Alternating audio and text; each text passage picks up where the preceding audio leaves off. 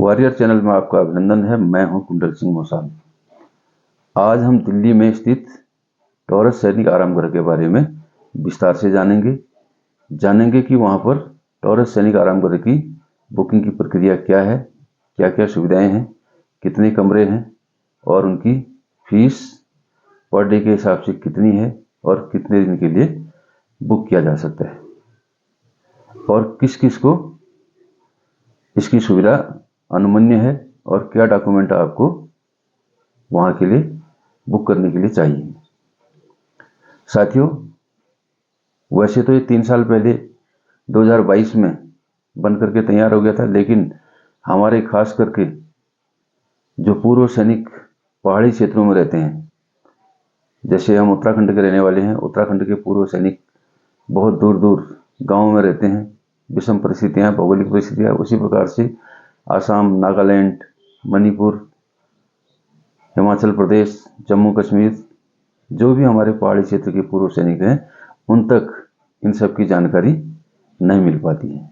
तो मेरा वीडियो बनाने का मकसद सिर्फ यही है कि हमारे पूर्व सैनिक, सेवारत सैनिक और उनके आश्रितों को इसका ज़्यादा से ज़्यादा लाभ मिल सके। तो साथियों, चलिए जानते हैं। आगे बढ़ने से पहले वीडियो के ठीक नीचे एक काला बटन है जिसमें सब्सक्राइब लिखा हुआ है, उसको टच कर दीजिए और आगे टॉरस सैनिक आरामगृह के बारे में जानते हैं। टॉरस सैनिक आरामगृह दिल्ली में ठीक बेस हॉस्टल के सामने में बनाया गया है, जिसका उद्घाटन अगस्त 2022 में सेना मुख्यालय द्वारा किया गया और पूर्व सैनिकों, आश्रितों और सेवारत सैनिकों को समर्पित किया गया। बहुत ही शानदार सैनिक आरामगृह वहां पर बनाया गया है, जो कि बिल्कुल आधुनिक है, जिसमें 48 कमरे वातानुकूलित और 52 सिंगल बेड डोरमेट्री, जो भी पूरी तरीके से वातानुकूलित है। और इसका बुकिंग का प्रोसेस भी बहुत ही आसान है। सैनिक आरामगृह के ओर से नंबर दिए गए हैं, जो नंबर आप स्क्रीन में देख रहे होंगे, आप नोट कर लीजिए।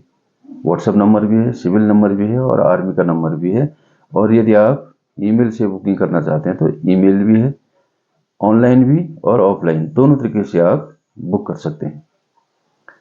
बुकिंग का प्रोसेस बहुत ही आसान है। आप फोन द्वारा वहां पर कह सकते हैं, बुक कर सकते हैं और व्हाट्सएप द्वारा भी आप बुक कर सकते हैं। लेकिन कमरे जिस हिसाब से बने हैं उस हिसाब से इतने भूतपूर्व सैनिकों के लिए, इतने सेवारत सैनिकों के लिए कम है, क्योंकि वहां पर 2 मेन हॉस्टल जैसे आरआर और बेस हॉस्टल दिल्ली में स्थित हैं। पेशेंट खास करके इलाज के लिए वहां पर ज़्यादा जाते हैं पूर्व सैनिक।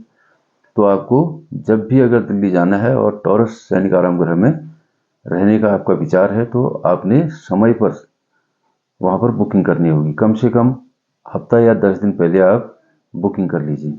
तो बुकिंग का तरीका बहुत ही आसान है। आप वहां पर फ़ोन करिए या फिर व्हाट्सएप में करिए। उसके बाद वहां से वो क्या कर देते हैं कि आपको QR कोड भेज देंगे।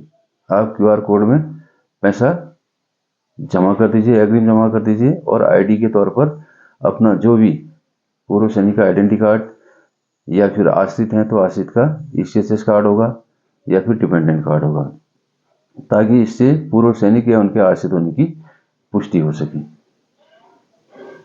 तो आप आराम से वहां पर उसके बाद अपने समय से जाइए और टॉरस सैनिक आरामगृह में रह करके अपना बच्चों का इलाज कराइए या जो भी आप किस काम से करिए, आप काम कर सकते हैं।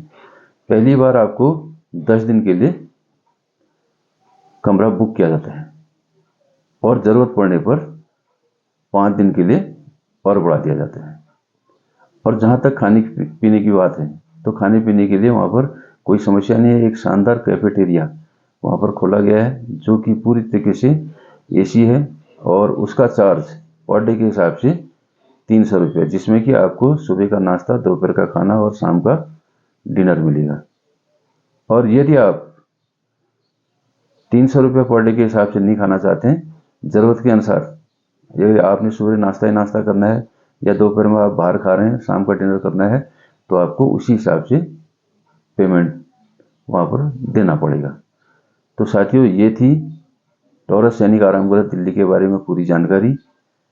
आप जब भी दिल्ली जाते हैं तो रहने के लिए परेशान नहीं होना पड़ेगा, आप आराम से एडवांस में बुक करिए टॉरस सैनिक आराम गृह में। वहाँ पर आराम से अपना रह करके अपना जो भी काम दिल्ली में है वो करके आराम से आ सकते हैं। तो इसी प्रकार की वीडियो फिर नई जानकारी के साथ लेके आऊँगा।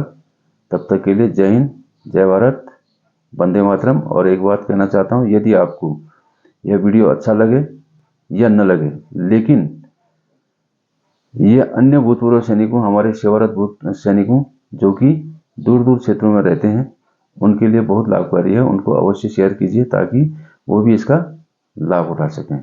जय हिंद, धन्यवाद।